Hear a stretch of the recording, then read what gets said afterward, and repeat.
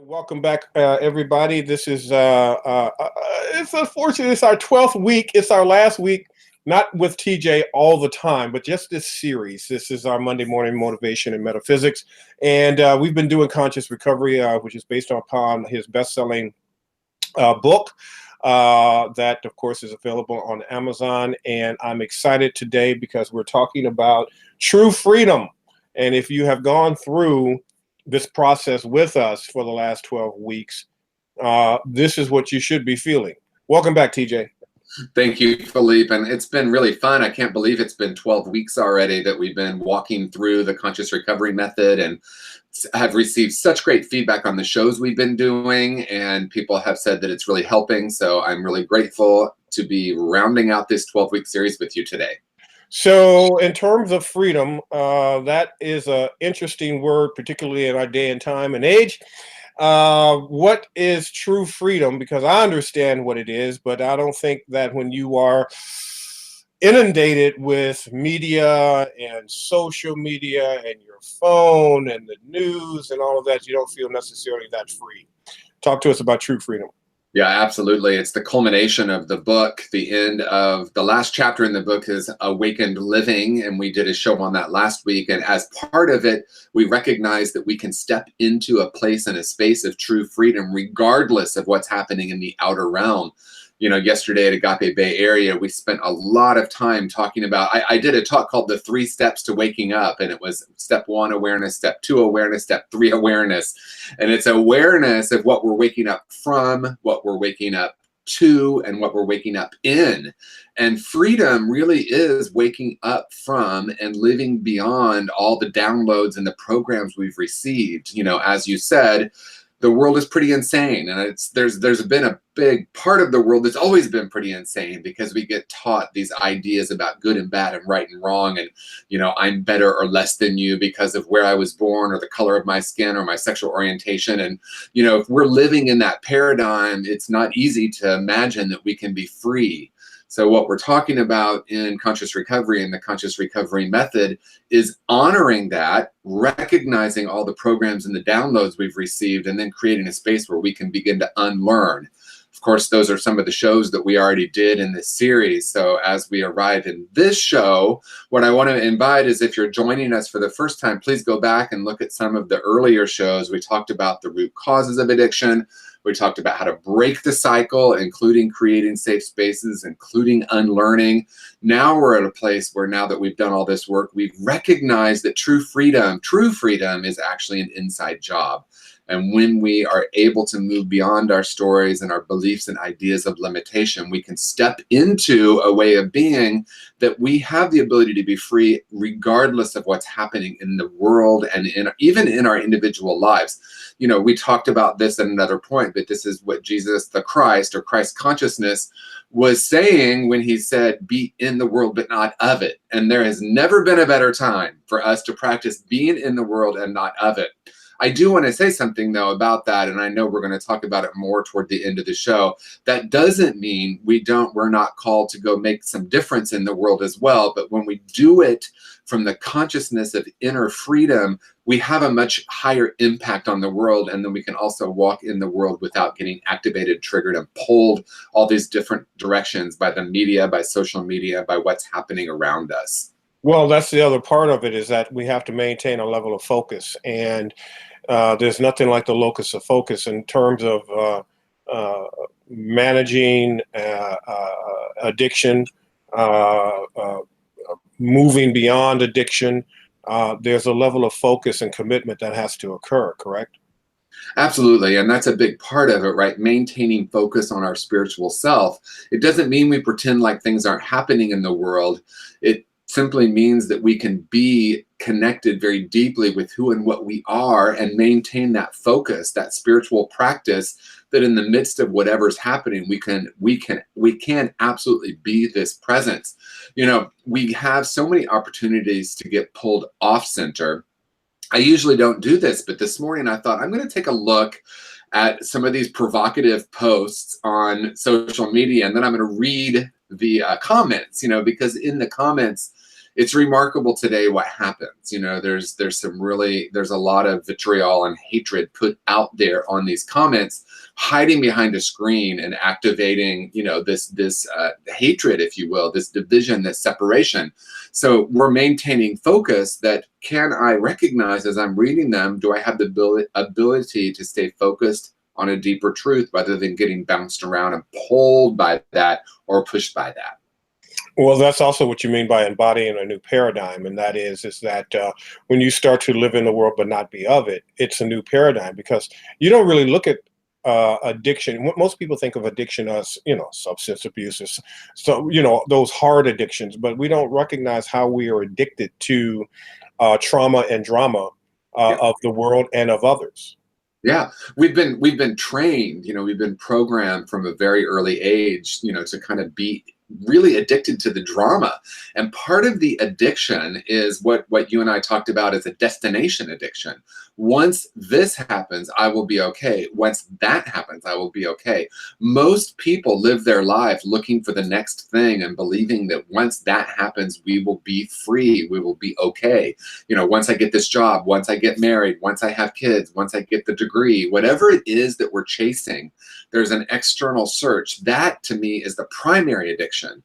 The other addiction is an addiction to our thoughts and our beliefs and our ideas. And it gets concretized by us, putting out there, I'm right and you are wrong, and there's so much of that. And when we believe we need to be right, we're coming from a place of that ego mind. And that's where, that's the old paradigm. The old paradigm is separation, fear, and other. The new paradigm that we're talking about is the paradigm of oneness, the paradigm where we honor each other's experience. We never want to negate that or to ever say, you shouldn't feel that way because, your life experience. But we also recognize in the midst of that there is a deeper truth, a deeper reality, that reality of oneness with spirit and therefore with each other. I like that. And so as we start moving into this level of focus and we begin to create a new paradigm, we then, I think, subsequently move into a state of service. Yes. Where we start to, as you say, you're not bypassing anything that is going on in the world, but you actually are in a better position mentally, physically, and spiritually to offer service in the world when you are clear. Yes. In my first book, I talk about being of service in the world based on the 4 levels of consciousness. So if I'm coming from a victim mentality and I believe the way I need to be of service is to save someone or to fight against something and make something stop, it can create more of that.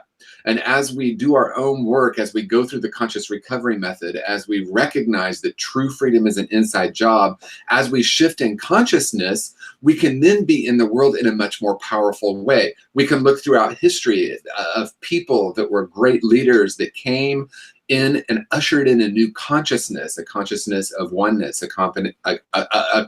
really, it's a conversation and a consciousness of oneness while also honoring the other. Service in the world that way is not about, I have to save you, or there's something wrong here that's broken that I need to be a part of shifting. It's more about being a presence in the world and then offering that shift in consciousness. And when that happens, things shift in a much more powerful way. I think that's one of the greatest paradoxes that there are. When I recognize on one level, nothing needs to change in the outer world for me to be okay, when I really get that, then things start to shift in the outer world and I can be much more useful to other people. When I honor, I don't need to bypass anything. I don't need to, discount anyone's experience, but we can be in the world making a difference in shifting the paradigm. It's really what we're dedicated to at Agape Bay Area. I had the honor last weekend to go to the Revelation Conference with Michael Bernard Beckwith, and he spoke really clearly about some of the topics that, are in the world right now, with racism, with Black Lives Matter, with Me Too, with homophobia, with all the issues of separation and fear that are happening. I think a lot of times New Thought has just kind of bypassed that and said there's only love and light. Agape is very dedicated to being in those conversations and honoring that people in our communities are experiencing that. We're not negating that. We're simply coming from a place that in the midst of that, oneness is the greater reality. And that's how we really serve the new paradigm. Well, throughout this series and even before this series, we've always talked about raising vibration, raising frequency, radiating a particular light, being a light worker, and what does that mean? And when you are, here's the thing, is that you're always radiating something. You're always tuned in to a particular frequency. The question is that how clear is that channel? And the clearer that channel is the more you will naturally radiate, which is what you're really talking about in terms of awakening into service. And when you talk about engaging in enlightened life, to be light is to vibrate, is to illuminate, is to radiate. And in order to do that, you have to, and we've talked about this in previous shows, you have to let go. You have to ask the question, what would love do? And you have to tap into that frequency, that first frequency of love. Speak to us about becoming enlightened and living an enlightened life. Yes, absolutely. And that's one of those words that gets, kind of tossed around. I've heard people say over and over again, well, I'm not intending to become enlightened. So I would say the only thing that keeps us from living an enlightened life is a belief that we can't live an enlightened life. Now, what I mean, and I think what you mean by an enlightened life, is actually pretty simple. It's recognizing that deeper truth of who and what we are. It's recognizing that as a spiritual being, we're already whole and perfect. We're unharmed and unharmable. That's why the conscious recovery method is groundbreaking. We're looking at addiction and the solution to addiction through the lens of spiritual wholeness. So, enlightenment is one breath away when I remember that deepest truth of who I am. Now, for some of us, we might forget that and remember and forget that and remember. We talked throughout this series about the importance of community, the importance of maintaining connection with ourselves.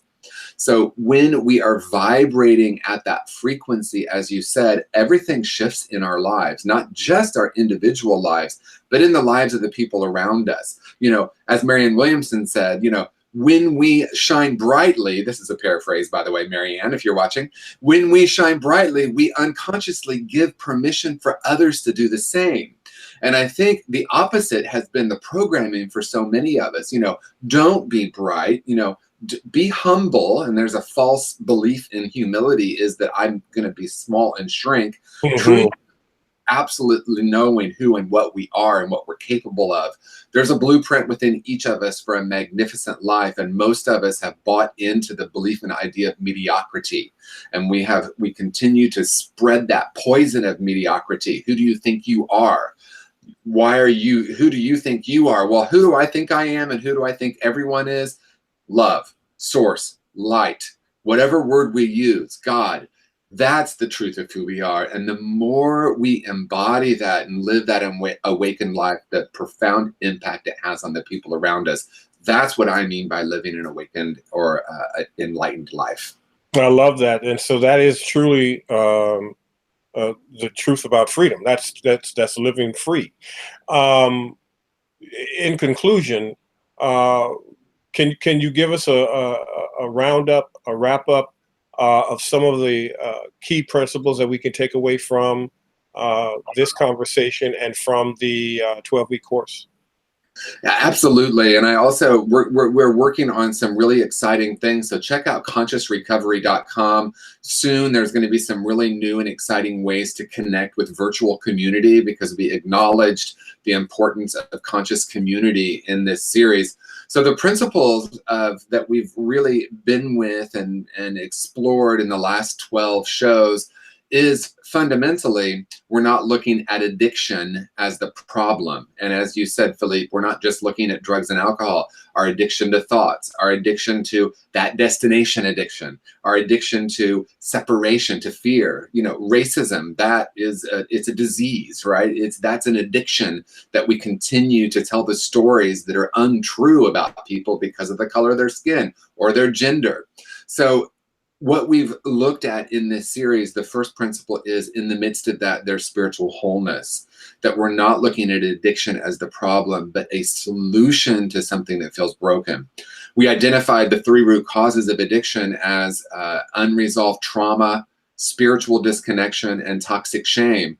And then we looked at how we break the cycle of addiction through creating safety, through unlearning, letting go of those old beliefs, and then also through practicing spiritual principles. And then finally, in our last few shows, we talked about what it means to return to that place of wholeness, to return to that place of inherent pristine self, that when we vibrate from that and as that, everything in our individual life changes and in the world. That's the recap of what we've been talking about. And I'm really, really excited that we're going to be offering a way for people to engage ongoing with the conscious recovery method. I feel very, very excited about the possibility and the opportunity of making a big shift in the world from a belief in mediocrity to a shift to magnificence and the infinite potential that each of us has within us. Fantastic. And how can people get in contact with you virtually? tjwoodward.com, and you'll see some really big announcements in the next few weeks on that, and also consciousrecovery.com. Fantastic. All right, my friend, I appreciate you. Thank you. This has been an absolute amazing 12 weeks. It's not the end. It's just the end of this course before we start the next one. And so what I want you to do, fam, is to go to tjwoodward.com, and they can leave their email, and then they would get information on a weekly basis, or minimally at a weekly basis, on what's coming up and new announcements that's coming out as well. An incredible book and an incredible process that I personally use, Conscious Recovery. And of course, you know, this all started with his first book, Conscious Being. And so I can't wait for the next conscious book, because it's going to be conscious something. I know it's going to be conscious something. So I appreciate you, TJ. It's been a blast. Thank you, Philippe. And of course, thank you everyone that's been watching on this series. And hopefully this has given you some tools to help you break that cycle of mediocrity. Thank you, Philippe, for all the work you do. We'll see you guys next time on the Philippe Matthews Show Live. Take care, everybody.